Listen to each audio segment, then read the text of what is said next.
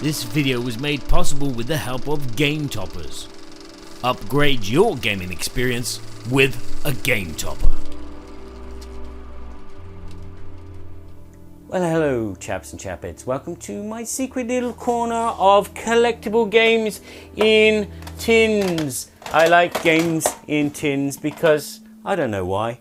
But anyway, I'm going to explain this little doozy called Fallout Shelter, which is a game in a tin.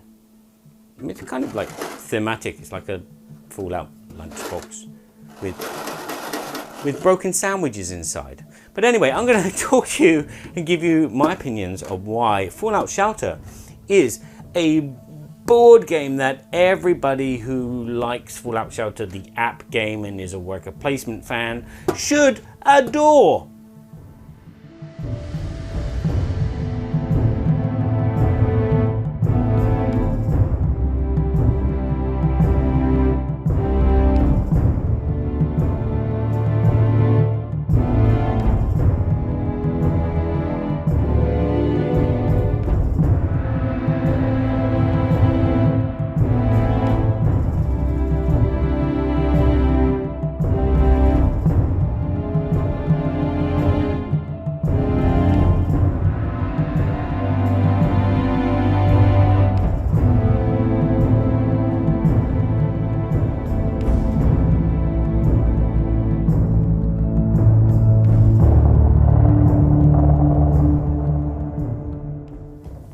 A little rules overview before I kick into the review. Basically, a player is going to be responsible for a level on the Fallout Shelter, and they are trying to see if they can be the next overlord for the shelter in its entirety. And on their turn, you're going to be doing some worker placements with some little workers, and you're going to place it on a space, and then you're going to either collect one of the three main resources: electricity, food, and water, or you're going to build another room which will give you more worker spaces to play out, or you're going to send your vault dweller somewhere out into the wilds to see if they can collect some items which will either give them a special power, a weapon to fight menaces which occasionally break into your vault, and to get multipliers which will give you extra happiness at the end of the game.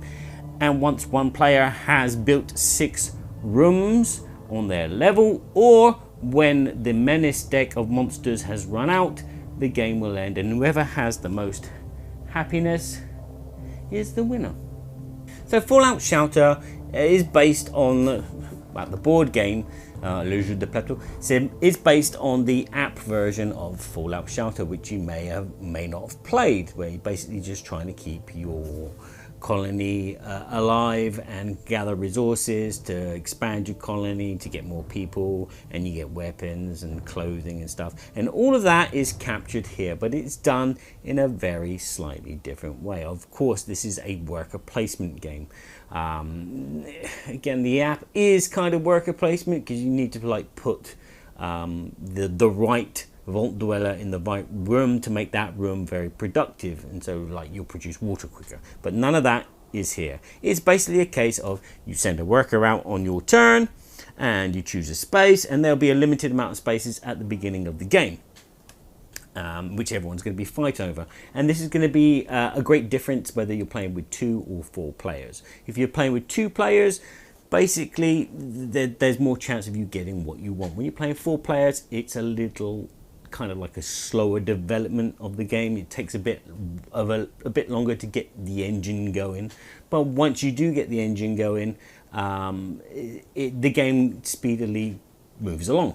So as I said, you're going to spend a worker out, and then you're going to collect resources from it. Sometimes you might have to spend some resources, like for example here in this entry room, you spend 3 food and you get another worker. Now this is a key element of the game. To be successful is to try and unlock all of your 8 workers, your vault dwellers, and get them out on your turn.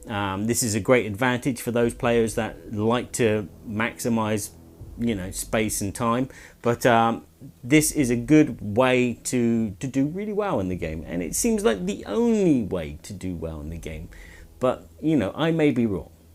Some of the spaces will not just give you resources, they might give you the chance to make one of your characters a bit more intelligent or a bit more special, basically.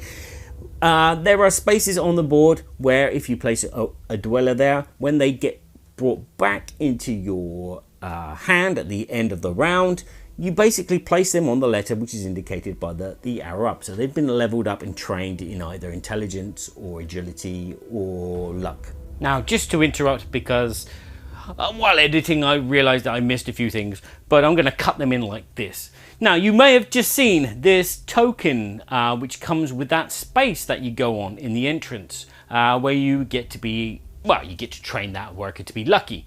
Well, this is the first player token, and in the game, this game does something interesting. The first player token is going to stay with the first player, and that first player is going to be the first player. It doesn't get passed around.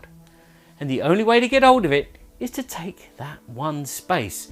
Now, that is an intriguing kind of waste of time and resources if you're playing with 2 players, but it can be very interesting when you're playing with 3 or 4, because if you're at the end of the queue every time for the first action, you're going to find it really hard to get the things you want, which will give the first player the chance to zoom ahead and get lots of resources and then start building their first room, and then they'll have like a base of operations to work from. They've got some rooms that they can go to where they don't have to pay anyone else, but you would have to pay them if they want to use your powers, and these powers are on these rooms are a little bit more elevated. So having this can be very, very useful, and I like the fact that it does come with some kind of benefit, the training of making one of your workers a lucky person. But yeah, I missed that out, but let's go back to where I was with training people. Because you'll notice that on the board, some of the spaces actually have letters on them. So if you use a luck-based character on a space with an L on it, you're not just going to get the resources which you marked on, you're going to get double those resources. And some of the spaces in the game, like this one here in the garden, you're going to get 3 food. Now just imagine if they've leveled up in agility, they're going to go there, they're going to get 6 food, not 3, which is powerful. Another way that players can train their workers is if they send them out into the wastes to get a special prize. They find some, they'd say find some loot and they bring it back. Now there are 3 different types basically in the game. There is clothing, which will you can equip on one of your dwellers, and that will level them up, so you can use those to go to a space to get double the benefits. There are items that you can find which will give you bonus points at the end of the game if you have like all the workers. The more workers you have, or if you have you get a point for every gun that you have. There are guns which you can use to fight off these threats which break into the vault. And then there are pets which just give you special powers. So there's 4 different things that you can actually get from sending your dwellers out into the world, and they can be useful. The one downer that I have with this is sometimes the deck is not varied enough. You've got 3 on display that you can go out and find, but sometimes it's just the same thing keeps coming up. The items of clothing or the pets, and you're looking for a weapon. Especially at the beginning of the game, a weapon does help out when the threats start breaking in. Now there is a space to resolve this, but it's very expensive and people don't tend to do this often, is to just remove those 3 cards and replace them with 3 others before taking an item. But 2 water is very, very expensive. Now you're trying to build rooms which will give you more possibilities of getting resources and getting to the end game and winning. Because every time you build a room, you're going to get 2 happiness, which is victory points. Once you built a room, you can use that room freely on your turn with one of your workers. But if someone else wants to use one of the spaces on your level, the good thing is they'll have to pay you a resource of your choice before they can use that space. And again, this kind of, the pool of rooms can fall into the same category of like they're all the same. There's nothing different. I want electricity and food, and none of them on display are electricity and food. And so it's like a case of waiting for those cards to come around, because you're playing and the spaces that you want are always taken up before the others, or there's a danger which is actually blocking that space from being used, which means that you either got to fight it to remove it, and so you can get that energy or that food or that water or whatever it is before you can do it. And you can't always do it on that turn. You have to wait until everybody's played and then collected back their workers before that space is used for its main power. I do feel it is kind of balanced in the regards to resources. Most of the rooms require electricity, which is very, very useful for well, basically building building the rooms, and it's not much used on other things. Food is very essential for getting other dwellers to join you, so building up your army so you have more actions on your turn, which is very, very useful. And then you have water, which is used as getting these item cards into your hand by sending your dwellers out, and they also have other uses as well. The water can be used to well, that's about it, really. Each room requires a different amount of energy and food or water, which is the other thing. Now let's talk about the dangers. The dangers are a small deck, and again, this is a good idea. They've put them on transparent cards, so they overlay on the spaces so you can see which room it is anyway. It doesn't make much of a difference, but there's a couple of dangers which are quite interesting. There's the blackout one, and then there's the fire one, which looks really, really nice on the game. And of course there's the death claw, which looks gorgeous.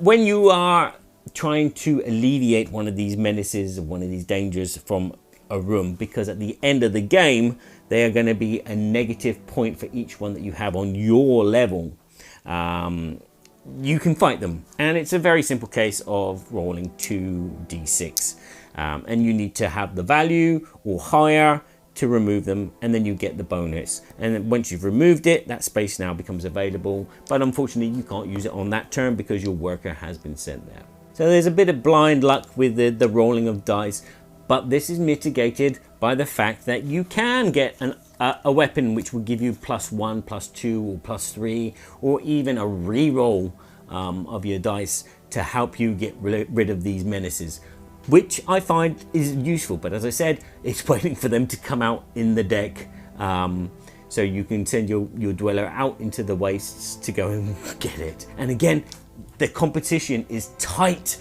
to get these cards when they do appear. So yes, competition is going to be very, very tight if you're playing with a 4-player game, and not so tight with a 2-player game. The thing is, that kind of balances itself out quite nicely, because if you're playing with 2 players, it's a lot easier to get the resources that you want, and I'll go back to this little thing in a minute, and also to build out the 6 rooms pretty quickly, which will bring the end of the game. So games do not go too long, 30 minutes for a 2-player game, for example. Whereas a 4-player game, where you have multiple levels, these dangers are this danger deck is going to run out pretty quickly, because after every round, once you collect all your workers back, you'll roll the 2d6 dice, and you'll look at the values on each line, and you go line by line down and down the vault, and if the value of the dice corresponds to the space, you add a danger to that space.